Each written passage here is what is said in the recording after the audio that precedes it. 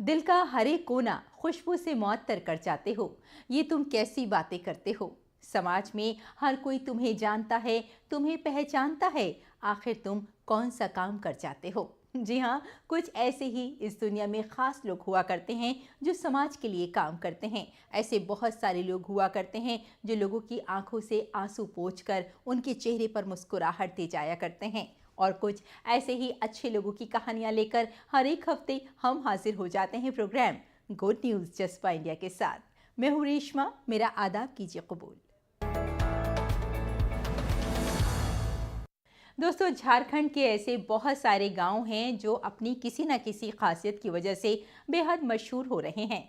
अगर हम आपको एक ऐसे गांव में ले चलें झारखंड के जहां की मुसव्वरी यानी वहां की कला बेहद मशहूर हो रही है, तो आपको लगेगा कि ये कौन सी आर्ट है जिसे आप नहीं जानते। तो आपको हम बता देते हैं कि ये आर्ट है सोहराय। ये ऐसी आर्ट है जिसे नौजवान फरोग दे रहे हैं। और ख़ास बात यह है कि इन नौजवानों ने इस आर्ट का जो आगाज़ किया था, इसकी जो शुरुआत की थी वो गांव की दीवारों से की थी, घरों की दीवारों से की थी। और धीरे धीरे ये आर्ट लोगों को इतनी पसंद आने लगी कि इसे कपड़े पर किया जाने लगा, जिससे रोज़गार के मौके बढ़ने लगे और पूरी दुनिया इस आर्ट को बेहद पसंद करने लगी। तो किस तरह से ये गांव वाले अपना काम कर रहे हैं, किस तरह से इस कला को, इस आर्ट को फ़रोग़ मिल रहा है, आइए जान लेते हैं।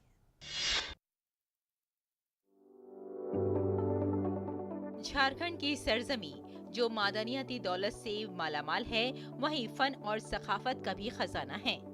सोहराय पेंटिंग भी रियासत का एक अनमोल विरसा है, जिसे दारुल हुकूमत रांची के एक दूर दराज के गांव चिरूडी में महफूज किया जा रहा है।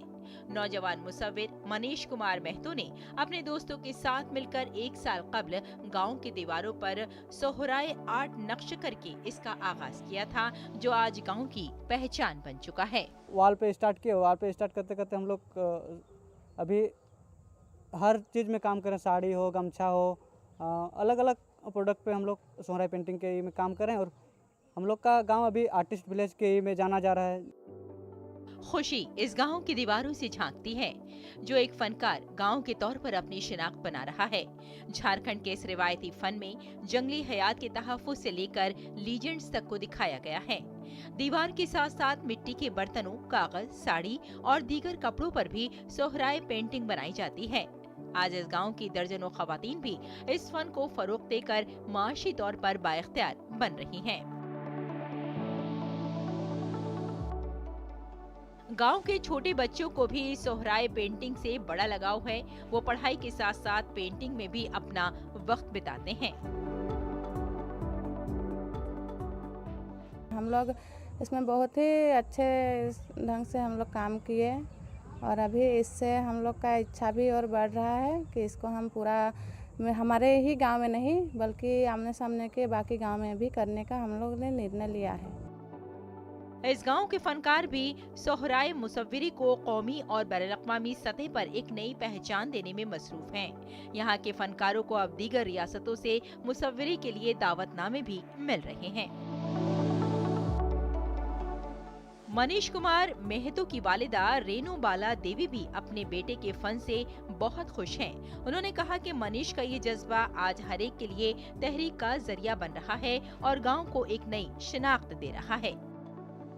सोहराय पेंटिंग बनाते हैं और मनीष हम लोग का 1 साल के अंदर सिखा दिया, पूरा दीवार में ही बनाए और साड़ी में भी, गमछा में भी, सब थैला में भी बनाए। सोहराय फन आज इस गांव की पहचान है। खास बात यह है कि इसके फरोग के पीछे नौजवानों की सोच है, जो इसे नई बुलंदियों पर ले जाने के लिए तैयार है।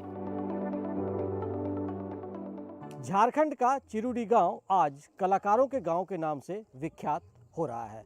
मनीष जैसे युवाओं ने ये पहल की है और उसका नतीजा ये है कि महिलाओं के साथ साथ यहाँ की जो युवा पीढ़ी है वो भी इससे जुड़ रही है और इस गांव में आर्थिक सशक्तिकरण की नई कहानी लिखी जा रही है। अपने सहयोगी प्रणय और विकास के साथ मैं दिवाकर कुमार, दूरदर्शन समाचार, चिरूडी, झारखंड।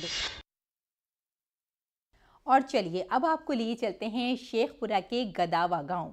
ये वो गांव हैं जहां के नौजवान अपने लिए अपनी ज़मीन खुद ही तैयार कर रहे हैं। जी हाँ, कहने का मतलब ये है कि ये नौजवान जानते हैं कि पढ़ लिख कर इन्हें बहुत आगे जाना है, लेकिन अगर कुछ नौजवानों को पढ़ने लिखने के साथ साथ एक ऐसा प्लेग्राउंड मिल जाए, एक ऐसा ट्रैक मिल जाए जहां वो जिस्मानी वर्जिश करने के बाद दिफाई मैदान में भी आगे जा सकते हैं या फिर होम गार्ड की नौकरी कर सकते हैं।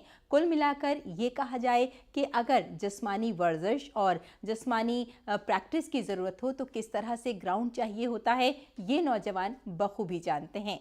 इनके गांव में ऐसा कोई भी ग्राउंड नहीं था, लिहाजा इन्होंने तालाब के पास एक ट्रैक बनाया जहां जॉगिंग की जा सकती है, एक ग्राउंड बनाया जहां ये जिस्मानी वर्जिश कर सकते हैं। कुल मिलाकर ये कहा जा सकता है कि इन नौजवानों ने अपना मुस्तकबिल खुद ही लिख डाला है और गांव वाले भी अब इनका साथ दे रहे हैं। तो कैसे बनाया इन नौजवानों ने ये ग्राउंड और ट्रैक, आइए जान लेते हैं।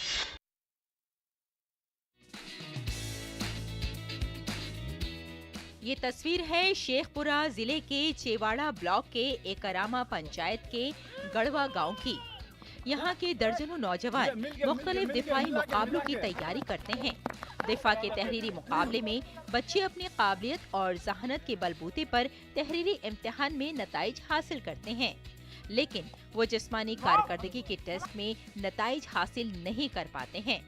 इससे परेशान होकर नौजवानों ने इकट्ठा बैठकर फैसला किया कि गांव के करीब वाक़े बड़े तालाब के किनारों को बराबर करके चलने के लिए मौजू बनाया जाए, ताकि दिफा के तहरीरी इम्तिहान के साथ साथ जिस्मानी इम्तिहान की तैयारी भी गांव में रहकर ही की जा सके।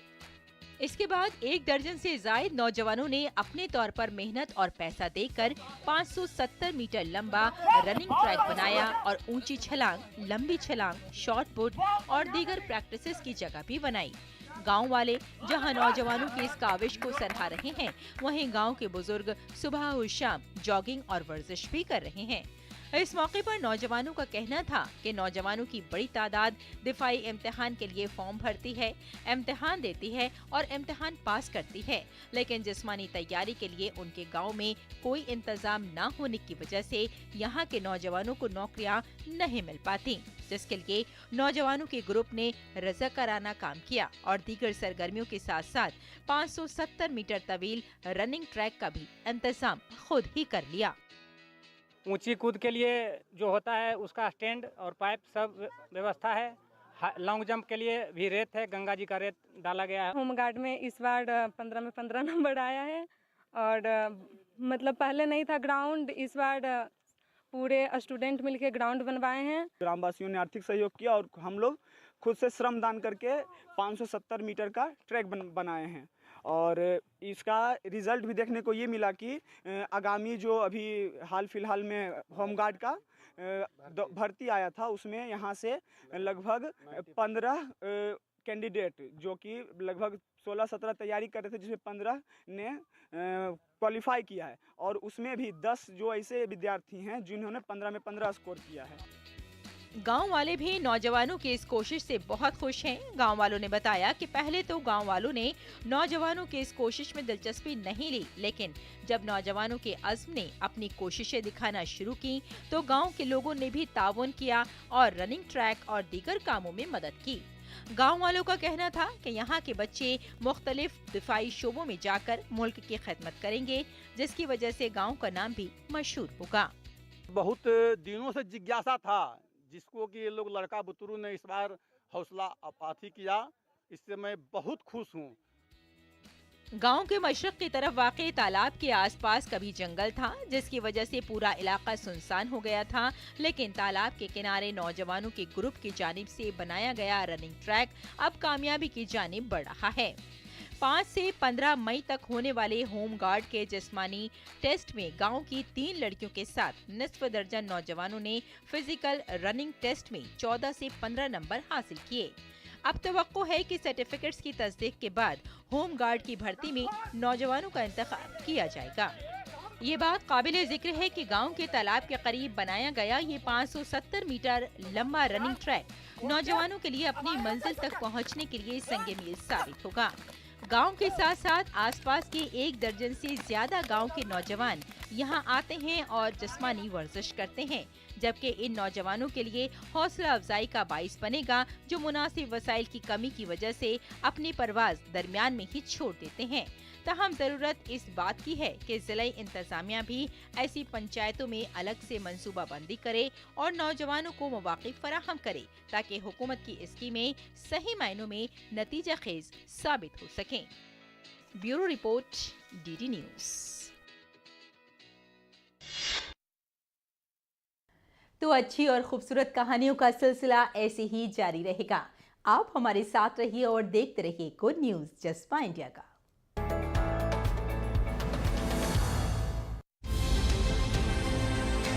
राष्ट्रीय खबरें हो या अंतर्राष्ट्रीय मुद्दे की बात, राजनीति से जुड़ा हर पहलू, साथ ही बिजनेस का उतार चढ़ाव, खेल जगत की अपडेट से लेकर मनोरंजन की छोटी बड़ी हलचल, वहीं बड़ी खबरों की संपूर्ण कवरेज, ताकि आप रहें खबरों के बीच। देखिए मिड डे प्राइम सोमवार से शुक्रवार दोपहर 1 बजे।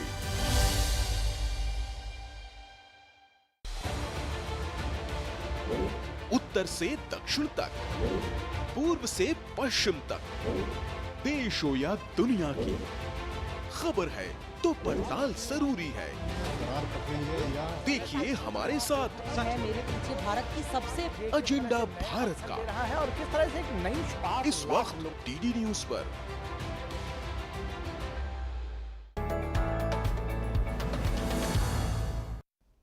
और चलिए अब आपको लिए चलते हैं जयपुर। जयपुर अपनी तारीखी हैसियत के लिए तो जाना जाता ही है, लेकिन साथ साथ यहाँ एक और बात ऐसी है जो इसे बेहद ख़ास बनाती है। जी हाँ, जयपुर में बनाया गया है हाथी गांव। अब आप सोच सकते हैं कि हाथी गांव है तो जाहिर सी बात है कि यहाँ हाथी ही हाथी नज़र आएंगे। बेशक हाथी और उनकी महावत जो हाथियों का पूरा ख्याल रखते हैं, खाने पीने का उनका ख्याल रखते हैं। गर्मी बहुत ज़्यादा होती है तो 2 बार उन्हें तालाब पर नहलाने के लिए ले जाया जाता है और इन हाथियों को देखने के लिए सयाहों की भारी भीड़ भी यहाँ नज़र आती है। लोग न सिर्फ हाथियों को देखते हैं बल्कि हाथियों के बारे में जानना भी चाहते हैं, इसीलिए ये गांव बेहद मशहूर हो रहा है। तो चलिए आपको भी दिखाते हैं जयपुर का हाथी गांव।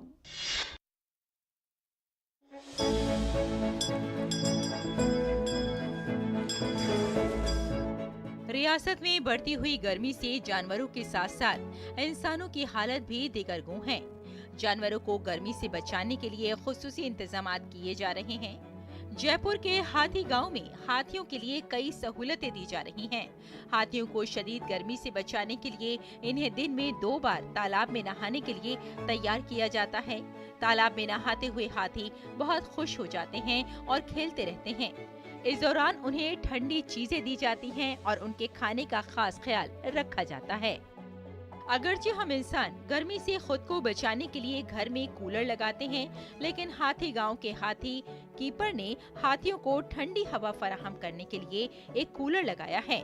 हाथी पालने वाले आसिफ खान का कहना है कि हम हाथियों को अपने खानदान के अफराद की तरह पालते हैं। उनको गर्मी से बचाने के लिए हम उन्हें तरबूज, कस्तूरी, दलिया और ठंडी चीजें खाने के लिए देते हैं। गर्मी के समय पर हाथियों का विशेष तौर पर ध्यान रखते हैं। सबसे ज़्यादा ज़रूरी रहता है कि उनका खान पान, कि गर्मी में उनको किस तरीके का खान पान दिया जाए। गर्मी से बचने के लिए ज्वार की जो खिचड़ी बनती है, क्योंकि ज्वार थोड़ा ठंडा होता है, वो सारी चीज़ें दी जाती हैं। हाथियों के रहने की जगह को थान कहा जाता है। यहाँ एक ब्लॉक में 3 थान होते हैं, जिसमें हर एक थान में एक हाथी रहता है। इनके साथ इनके महावत भी रहते हैं, जिनके रहने का इंतजाम भी हाथियों के साथ उसी ब्लॉक में किया जाता है। महावत हाथियों की देखभाल करते हैं, उनको नहलाते हैं, पानी पिलाते हैं और हाथियों की हर जरूरत का ख्याल भी रखा जाता है। पूरा एक आप जहाँ खड़े हुए हैं, ये एक ब्लॉक है। एक ब्लॉक में 3 हाथी रहने की जगह है। साथ साथ महावत का रहने का कमरा है, रसोई है, हाथी के स्टोरेज का चारा है, चारा रखने की जगह है। वो पूरा एक ब्लॉक के अंदर बना हुआ है। सारे हाथी, जयपुर के सारे हाथी, रोज़ दिनचर्या उनकी शुरू आमिर किले से होती है। आमिर किले जाते हैं, वहाँ पे सवारी घुमाते हैं। उसके बाद जो है हाथी गांव आते हैं। तो एक अलग ही वातावरण है हाथी गांव का। दूर दराज मकामात से सैयाह भी यहाँ आते हैं और जयपुर के इन हाथियों को देखकर बेहद खुशी का इजहार करते हैं। हाथी कीपर सैयाहों को हाथियों की तर्ज जिंदगी, खाने की आदत और दीगर सरगर्मियों के बारे में मालूमात फराहम करते हैं। यही नहीं, सैयाहों को हाथी की सवारी भी दी जाती है। रिसेंटली हमारे फ्रेंड सर्कल से पता पड़ा वो लोग यहाँ पे भी, वैसे तो हम नाहरगढ़ में यहाँ पे बंदर को केले देने आते हैं, और यहाँ हाथी का भी, और यहाँ पे जयपुर का वैसे भी हाथी फेमस है यहाँ पे। जयपुर के हाथी लोग यहाँ पे शादियों में भी ले जाते हैं। यहाँ के जो 30 त्योहार होते हैं उसमें भी हाथी की सवारी निकलती है। ये भी एक नई जगह है घूमने के लिए, और ऐसे ही हाथियों को खिलाने के लिए, उनके साथ फोटोज खिंचवाने के लिए और फैमिली टाइम स्पेंड करने के लिए निकले थे बाहर। तो आज हमने ये जगह एक्सप्लोर करने के लिए सोची। 2010 में महकमा जंगलात की तरफ से हाथियों के लिए गांव का खुसूसी तौर पर इंतजाम किया गया। 120 बीघा अराजी पर बने इस गांव में इस वक्त तकरीबन 72 हाथी रहते हैं। हाथियों की देखभाल के लिए यहाँ 2 बड़े तालाब, कंक्रीट के स्टॉल और सायादार दरख्त भी लगाए गए हैं। हाथियों की तरजीहात को मद्देनजर रखते हुए गांव को कुदरती और आलूदगी से पाक माहौल के तौर पर तैयार किया गया है।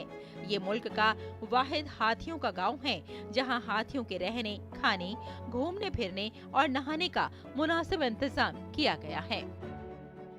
Bureau report, DD news.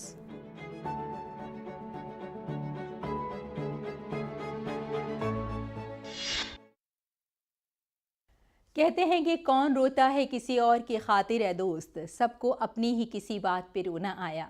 बेशक अगर आप किसी बात पर रोते हैं, किसी बात पर आपको दुख का एहसास होता है, तो ये यकीनी तौर पर कहा जा सकता है कि आगे चलकर आप उस दुख को, उस दर्द को ख़त्म करने की कोशिश करते हैं कि जो आपने सहा है वो कोई और ना सहे।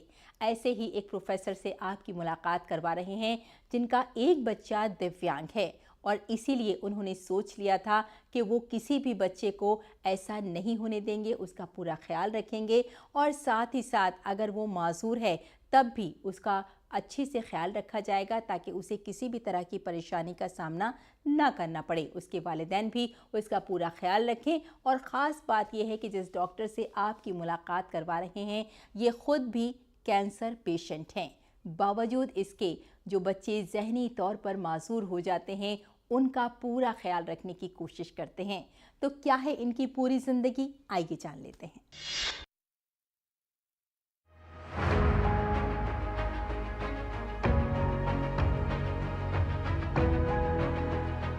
ज़हनी मरीजों का मुफ्त इलाज, ये उत्तर प्रदेश के जिला कन्नौज के पड़ोस में वाक़े हरदोई के रहने वाले डॉक्टर योगेंद्र प्रताप सिंह का जज्बा है। पेशे से एक डॉक्टर योगेंद्र प्रताप लखनऊ के मशहूर KGMU अस्पताल में असिस्टेंट प्रोफेसर की नौकरी कर रहे थे। करीब 26 साल पहले उनका दूसरा बेटा हुआ, लेकिन वो ज़हनी रूप से दिव्यांग था। बच्चे की तकलीफ को डॉक्टर ने समझा। इस दौरान वो एक दुकान पर गए जहां कुछ लोग ज़हनी तौर पर माजूर शख्स को हरासा कर रहे थे। उन्हें ये बात बहुत खराब लगी। उस दिन से उन्होंने अहद कर लिया कि वो मुआशरे के ऐसे बेसहारा लोगों की खिदमत करेंगे।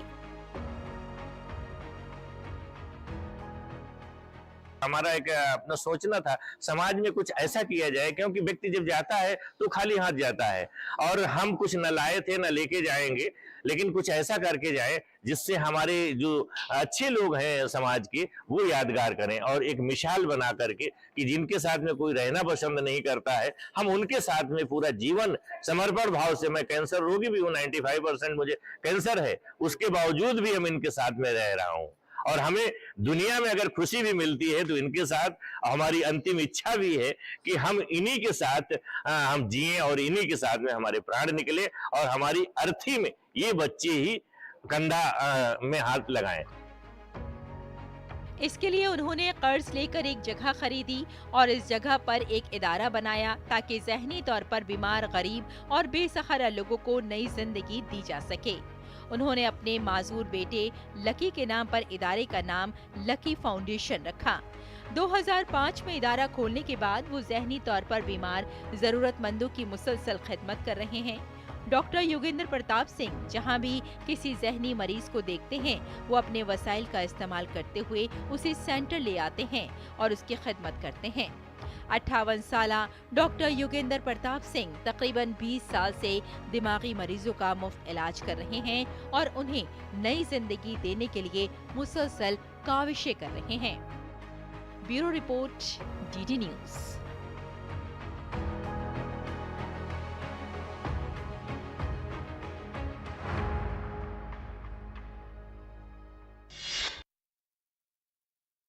यहाँ लेते हैं एक छोटा सा ब्रेक, जल्द हाजिर होते हैं। आप देखते रहिए गुड न्यूज जसपा इंडिया का।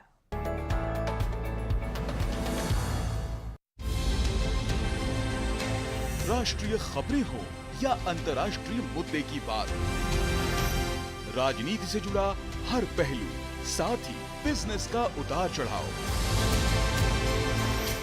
खेल जगत की अपडेट से लेकर मनोरंजन की छोटी बड़ी हलचल, वहीं बड़ी खबरों की संपूर्ण कवरेज, ताकि आप रहें खबरों के बीच। देखिए मिड डे प्राइम सोमवार से शुक्रवार दोपहर 1 बजे।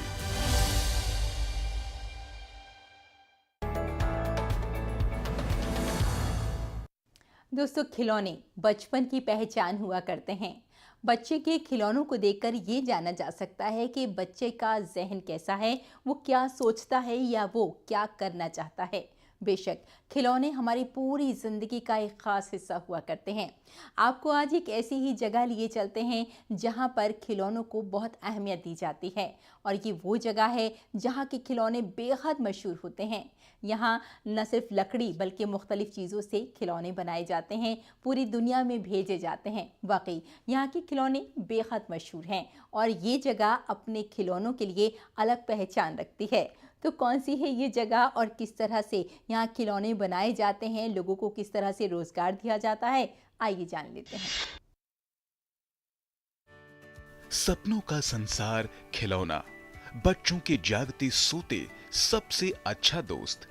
खिलौने हमारे बच्चों के जीवन के साथ साथ हमारे जीवन का भी महत्वपूर्ण अंग होते हैं।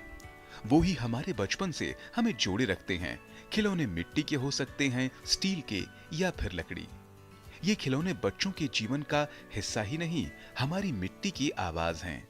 चलिए आज हम आपको भारत के विश्व विख्यात लकड़ी के खिलौनों के बारे में बताएंगे, जो न सिर्फ भारत में बल्कि पूरे विश्व में अपनी सुंदरता और सुरक्षित होने पर मशहूर हैं। चन्नापटना, जिसे कर्नाटक का गोम्बे लगा यानी खिलौनों का शहर कहा जाता है, रामनगरा जिले में बंगलोर मैसूर एक्सप्रेसवे पर लगभग 60 किलोमीटर की दूरी पर स्थित है। यह स्थान अपने पारंपरिक लकड़ी के खिलौनों के लिए वैश्विक स्तर पर प्रसिद्ध है। चन्नापटना के ये खिलौने सिर्फ खेल की चीजें नहीं, एक परंपरा की सांसें हैं जो हर घर में मुस्कान और संस्कृति की छाप छोड़ती हैं। इन लकड़ी के खिलौनों में वो खुशबू है जो पीढ़ियों को जोड़ती है, मिट्टी की तरह सौंधी और आत्मा की तरह सच्ची। जहां प्लास्टिक खेल खत्म कर देता है, वहीं चन्नापटना का लकड़ी का खिलौना एक नई कहानी शुरू करता है। शिल्पा ट्रस्ट की यह पहल सिर्फ व्यवसाय नहीं, एक सांस्कृतिक पुनर्जागरण है, आत्मनिर्भरता और आत्म गौरव का प्रतीक। चन्नापटना के कारीगरों की मेहनत से गढ़े गए ये खिलौने हमें सिखाते हैं कि सादगी में भी सौंदर्य है और परंपरा में भी भविष्य की चमक है। शिल्पा ट्रस्ट, जिसका प्रबंधन एम श्री भूपति कर रहे हैं, इस ट्रस्ट के अंतर्गत लगभग 230 कारीगरों से अधिक लोग काम करते हैं, जिनमें स्त्री पुरुष दोनों शामिल हैं। क्राफ्ट पार्क है, ये 14.5 एकड़ का, लगभग 16 कंपनीज है। 16 companies meant for export facilitation. इसमें कॉमन फैसिलिटी सेंटर है। ये एसोसिएशन को मैं सेक्रेटरी हूँ एंड हमारा 2 कंपनियां भी इधर काम कर रहा है। यह हस्तशिल्प कला लगभग 200 से 250 साल पुरानी है।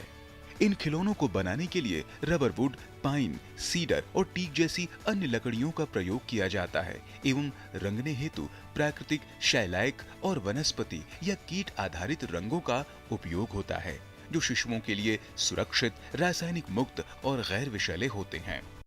ये बच्चों के लिए कोई एफर्ट नहीं है, ये बच्चों के लिए बहुत अच्छा है। ये जो बना रहे हैं ना, ये लट्टू है, ये खुद हमारा ओन मैन्युफैक्चरिंग है। ये देखिए पूरा वेजिटेबल कलर का, ये बच्चों का झूला है, किटकिटी है, लट्टू है, ये सब बहुत अच्छा है।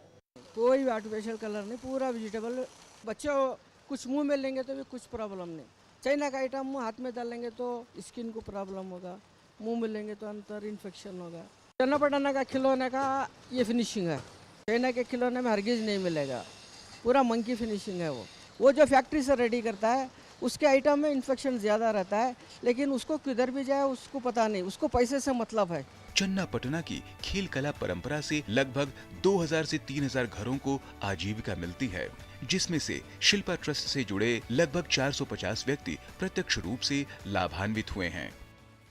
हमारा ट्रस्ट जो क्या कर रहा है मालूम, स्किल ट्रेनिंग दे रहा है, मार्केटिंग फैसिलिटीज़ बन के दे रहा है, स्किल ट्रेनिंग दे रहा है, प्रोडक्शन का फैसिलिटेशन करके अच्छा मर्यादा से जीवन करने के वास्ते जो जो चाहिए इकोनॉमिकली डेवलपमेंट होने के वास्ते वो सभी सपोर्ट कर रहा है।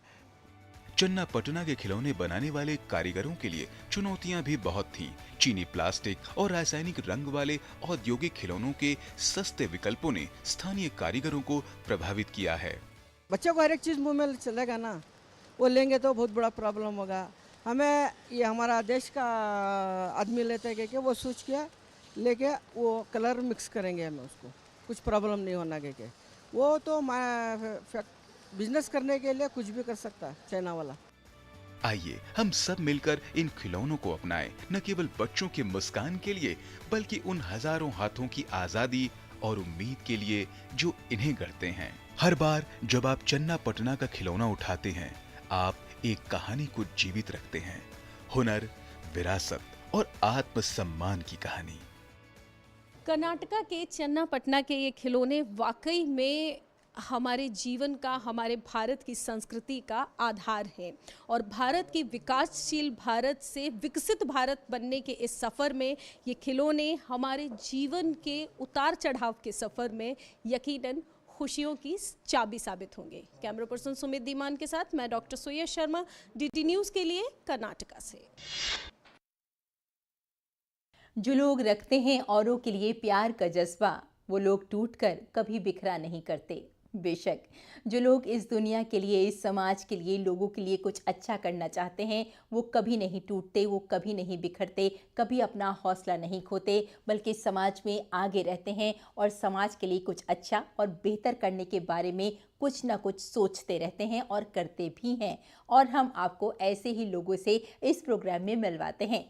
आज का प्रोग्राम भी आपको यकीनन पसंद आया होगा और हमारी कोशिश यही रहेगी कि अगले हफ्ते भी हम आपके लिए कुछ ऐसे ही ख़ास कहानियाँ लेकर आएँ। आज के लिए फ़िलहाल इतना ही, लेकिन जाने से पहले हमेशा की तरह आपसे हम इतना ज़रूर कहेंगे, अपने चेहरे पर एक मुस्कुराहट रखिएगा, क्योंकि जब आप मुस्कुराते हैं तो दूसरों को मुस्कुराने का सबब दे जाते हैं। फ़िलहाल चलती हूँ, bye bye and take care.